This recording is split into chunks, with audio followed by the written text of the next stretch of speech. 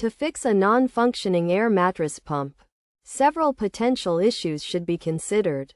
First, the power cord may not be properly plugged in.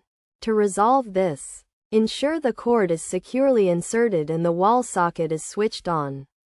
It is also essential to inspect the cord for any damage or loose wiring and address these problems as needed. Another possible cause is electrical compatibility, so it is crucial to verify that the pump's voltage matches the local power supply.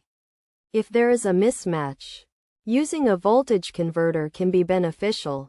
The pump's specifications should be checked to avoid using incompatible power sources, which can lead to damage and suboptimal performance.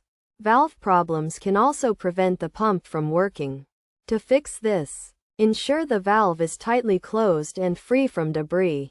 A mixture of soap and water can be applied to the valve to check for leaks, which will be indicated by bubbling. If a leak is detected, the valve should be tightened or replaced to maintain proper inflation. Additionally, faulty wiring can cause the pump to malfunction. In this case, the pump should be unplugged, and the power cord should be inspected for visible damage. The pump casing can then be carefully opened to check for loose or frayed wires, which should be reconnected or replaced as necessary. Once all connections are secure, the pump can be reassembled and tested. By following these steps, it is possible to fix a non-functioning air mattress pump and restore its proper operation.